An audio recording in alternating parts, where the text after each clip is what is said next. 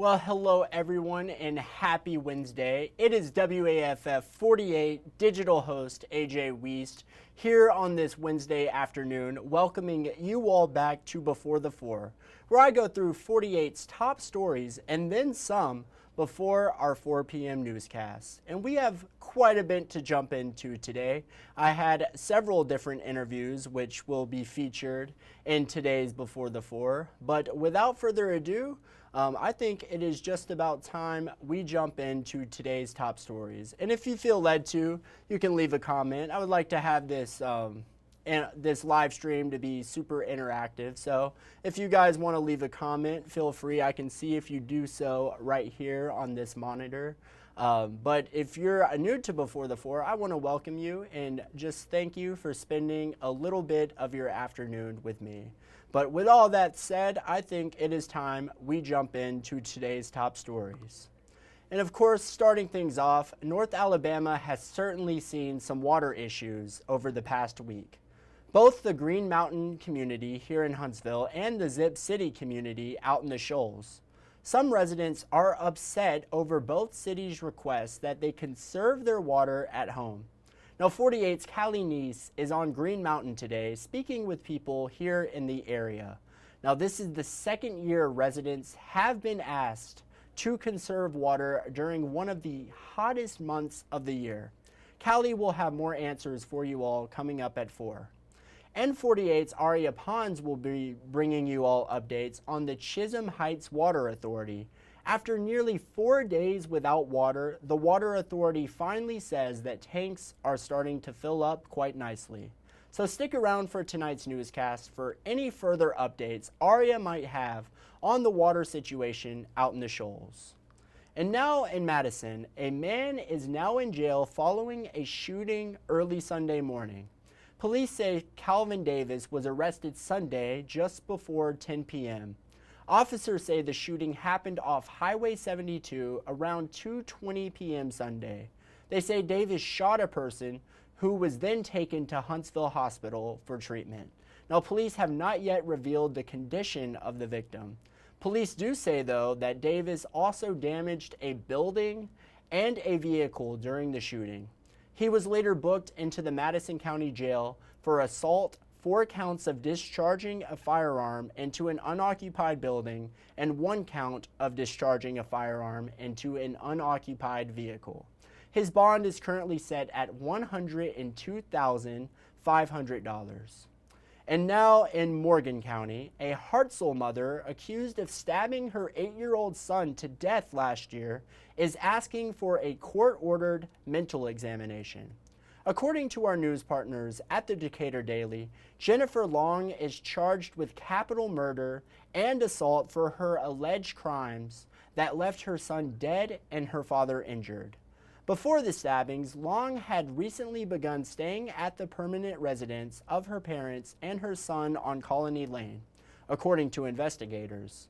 Long's attorneys also say there is reason to believe she is suffering from a mental disease or defect, such as her history of medical treatment for schizophrenia. Now, in case you missed it, one 13-year-old in Tuscumbia is still recovering after he was tragically shot in the eye by a pellet gun on the 4th of July. Yesterday, 48's Aria Pons spoke with the Deschler Middle School principal. His name is Scott King, and let's take a listen to what the Tuscumbia community is doing to rally behind the young man. Let's take a listen. We're thinking about you, praying for you. A message that the entire community of Tuscumbia wants to convey to 13-year-old Brendan Simbeck. A friend accidentally shot Simbeck with a pellet gun. The pellet went through his eye and right into his brain. As of right now, he is in a medically induced coma. Young people aren't supposed to get hurt. You don't expect young people to get hurt, and when something like this happens, it shakes the community. Scott King is the principal at Deschler Middle School, the school Simbeck attends. King says Simbeck is the perfect example of a good student and an overall good person. King says this school system is a family. And in Tuscumbia, and more specifically Tuscumbia City Schools, we've had a good bit of tragedy this summer and in the past years too. And that's one thing that Tuscumbia rallies behind its people. And it's a tight-knit place, and it's a place that takes care of its own people. For now, Simbeck's family is asking for thoughts and prayers for a full recovery. The school system and parents held a prayer vigil on Sunday for just that. You know, there's power in numbers, and there's a lot of us up here, and anything that we can do to help, whether it be with the siblings or whatever it may be, you know, we're more than willing, and we will do our best to make it happen. Well, thank you, Aria, and I'm definitely still wishing him a very speedy recovery. Now, another story you may have missed. 48's Claudia Peppenhorst brings you a story on the 20-degree rule when it comes to your thermostat at home. Let's take a listen. While some may prefer the hot temperatures over the cold, there's no denying that Alabama heat during the summer can be brutal. With heat indexes making their way across the South, utility experts are recommending the 20-degree rule. To sum it up, the rule states that you should not set your thermostat at a temperature more than 20 degrees cooler than the outside air. If the temperature outside is 100 degrees, then the best that unit will do is about 80 degrees. Some of you may be thinking that's way too high. Gary Whitley with Huntsville Utilities says the 20-degree rule exists because most units can only handle the 20-degree difference from the outside air. Even if your unit is set really low, it may not be able to cool your house to the desired temperature. On top of that, it will also make your utility bill skyrocket. Anything that you can do to save energy this time of year not only will reduce the impact on your bill, but also help you overall. It's no secret that the thermostat can be a touchy subject for most. Everyone has a certain setting that they prefer. So I took to the streets of Huntsville to see how you feel about the 20-degree rule. You know, I'm not a big fan of that. I like it cool in the house. So, you know, if I had to do that, I'd be a little disappointed. I don't want to pay the extra money, but I want to be cool. While those two say it's a big no from them, one person I spoke to was on the opposite end of the argument. I'll try to save as much money as possibly can, but I mean, you know, if this has been tested and done before, then yeah, let's do it. Well, thank you, Claudia, and I will have to say I am not abiding by that rule. I keep it pretty cold in my apartment right now. But now in a little state news, a new law regarding fentanyl trafficking recently passed in the state. Now anyone convicted of being responsible for the overdose death of someone could now face up to 20 years in prison. Authorities say the old laws made it harder for drug traffickers to be prosecuted. 48 Sarah Grace Kennedy spoke with Lieutenant Joe Kennington. He is the commander of the North Alabama Drug Task Force. And let's take a listen to what he had to say about the new law. And I do think that it's going to make a huge impact because the individuals that are out there choosing to, you know, participate in the drug industry, they're going to be, you know, a little reluctant to sell something that may cause somebody to overdose and then they get charged with manslaughter. And now in sports, a legendary high school basketball coach from the Shoals is retiring. Today, Lauderdale County High School girls basketball coach Brant Llewellyn announced he is hanging it up after 25 phenomenal years of coaching. According to the Times Daily, the reason for his retirement is due to health reasons. Llewellyn turned the Tigers into a powerhouse, winning 738 games in his time coaching. Additionally, he led Lauderdale County to 8 state championships and 13 regional titles. He will certainly be missed under the helm for Lauderdale County.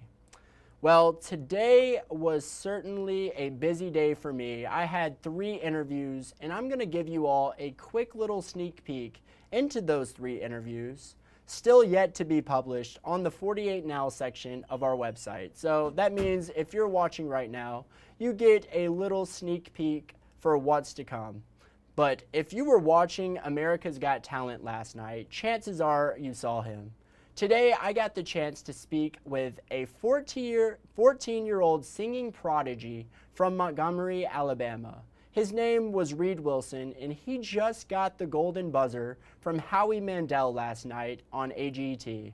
Let's take a listen to how he's doing now that he's gotten that buzzer. This America's Got Talent aired last night. Have you noticed anything that has changed or anything that's different in your life, whether it's your social media following? I know you mentioned earlier your Instagram, or just people in general reaching out to you. Have you noticed anything's changed at all? I've noticed that I am starting to get like text messages from like people I never thought like I'd be able to like ever talk to in my life, like Jennifer Hudson. If you would have told like younger me like I'm gonna be able to meet Jennifer Hudson someday, I would like pass out. It's insane.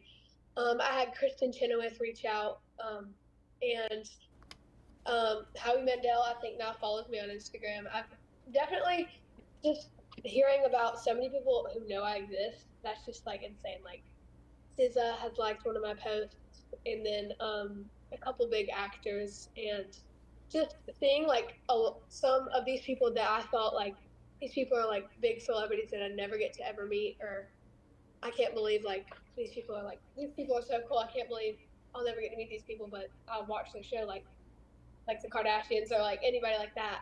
I guess just seeing people like who are following me and just noticing that I exist, that's like mainly the biggest thing that has impacted me, I guess. Wow, that is so incredible. People who you look up to, people who you grew up listening to are reaching out to you. That is super awesome. Such a great kid and a phenomenal voice. If you haven't listened to him quite yet, right now look up on YouTube this guy singing, because it is truly incredible. He is certainly going to go far. And staying on the topic of music, today I learned how to play a few chords and songs on the ukulele.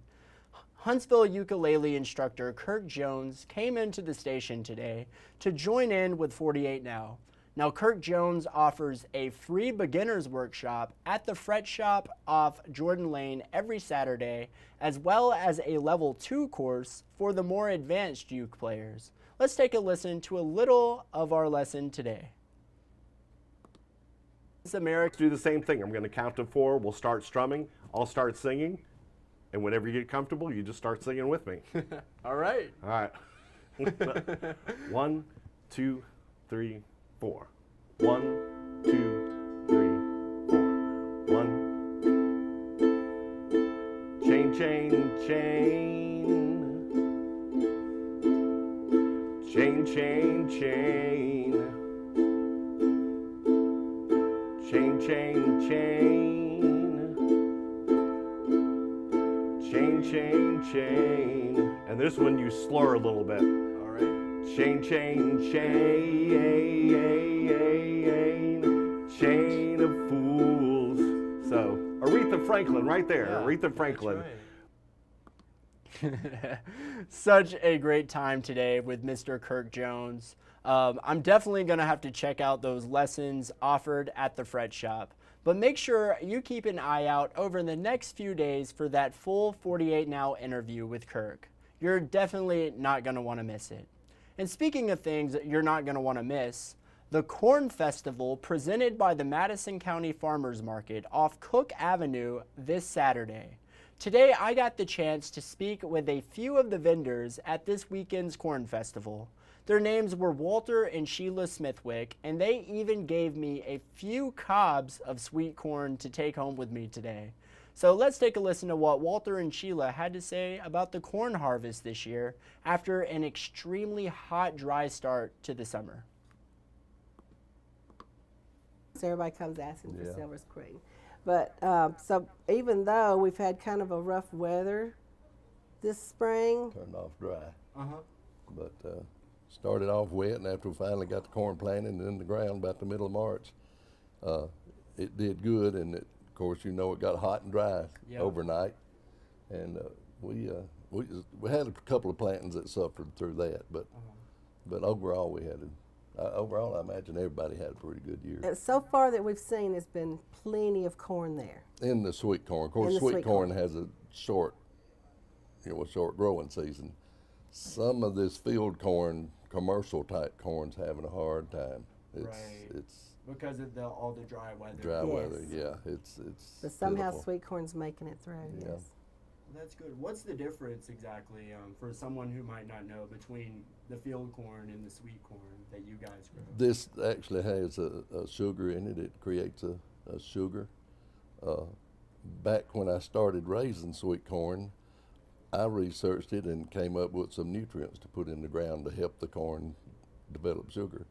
I don't know if it helped or not. We raised a good sweet corn, but yeah, field corn is more like just to make your cornbread out of, or going animal feeds, or field corn is. Although growing up, there was a lot more field corn out there because a lot more farmers. So we all grew up on eating field corn. Super lovely conversation today with Walter and Sheila. And they even gave me, like I said earlier, a few pieces of corn. So I am definitely excited to try that. Sweet corn, there's just something different about it. But also keep your eyes peeled for that full interview coming to 48 Now. It will likely be published tomorrow. Now let's head into the stories you're just not going to want to miss. The latest on a local nonprofit here in North Alabama heading out to Texas to help with hurricane relief, a new fire chief in Scottsboro, and the details on someone who's getting a rare voice box transplant. These are all just a few of the stories you're not going to want to miss. You're also not going to want to miss the evening forecast from First Alert Chief Meteorologist Brad Travis, so that you can stay in the know about how the weather might pan out as we edge closer to the weekend. Now it is time for, you guys guessed it, Facebook Fun. If you're new to Before the Four, Facebook Fun is a fun little way we like to end Before the Four.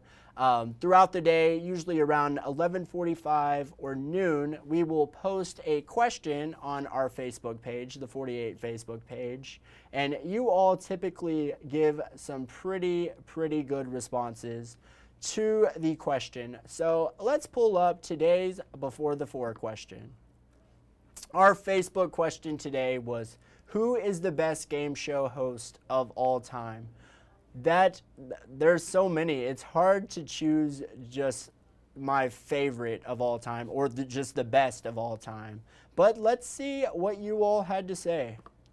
Melissa Smith said Steve Harvey, of course. He is a legend. Definitely on Family Feud. I enjoy watching it. He is a very funny guy. But Melissa, thank you so much for commenting. Christian Richardson said, The Price is Right with Bob Barker.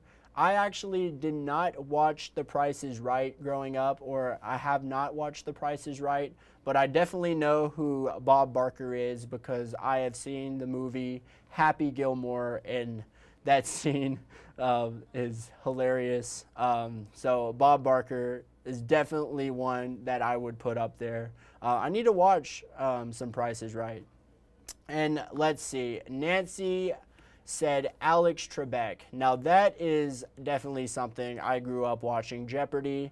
If my mom is watching right now, I grew up in the house. We watched Jeopardy every single night with Alex Trebek, and that was just an amazing time. He was my childhood for sure. But that is just about all the time. And by the way, everyone who commented, I want to thank you so much for commenting. Definitely appreciate it.